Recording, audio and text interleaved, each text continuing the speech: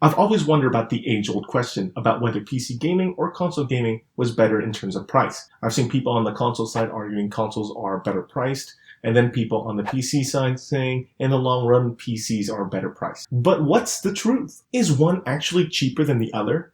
It's time for an episode of Jimmy Tries Myth Busting. Title pending. Okay, usually these two machines appeal to different types of people, while a console appeals more to a no-frills approach and just focuses on gaming as well as, well, media streaming apps. PCs, on the other hand, custom-built ones anyway, require more maintenance and personal configuration to get that perfect blend of uniqueness and power. So these two machines, while they're pretty similar, are also really different.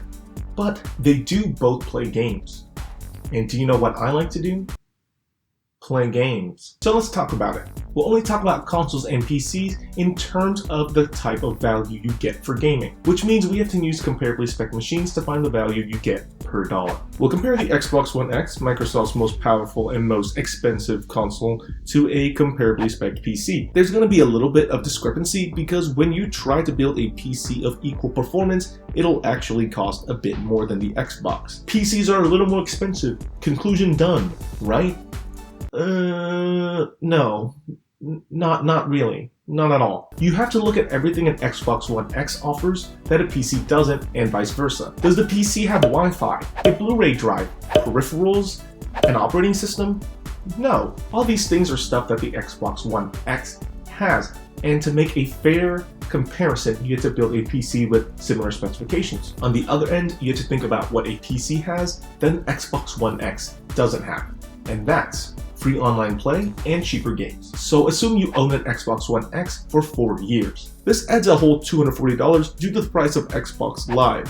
This adds to the price of owning a console, but in return, you do get free games each month as well. I didn't add the price of a monitor or a TV into the price of each of these respectively, because technically you can use a TV or a monitor for both your console or your PC. We forced the PC to buy a keyboard and a mouse because that's exactly what you need to even use the machine.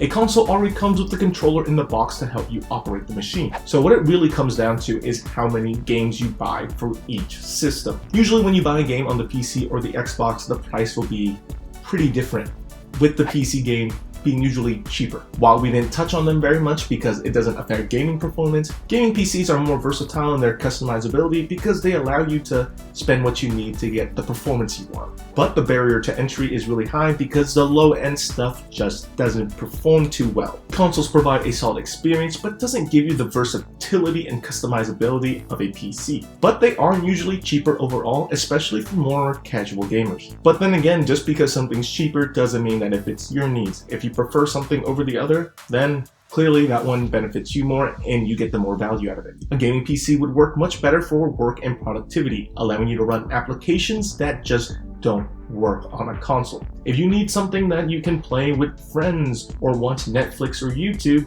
then clearly a console's much better. Just don't hate on a side because they like one option over the other. Their needs may be completely different from your own. At the end of the day, we're all just trying to enjoy video games. So my conclusion is this. In the short and mid-term, console gaming is much cheaper than PC gaming, but PCs do provide a good value over the long term, especially if you give it very few upgrades. Otherwise, all the money you spend on the PC itself becomes as big as a hobby as gaming is. So if one is actually cheaper, depends on too many variables and depends from user to user. Well, that concludes this video.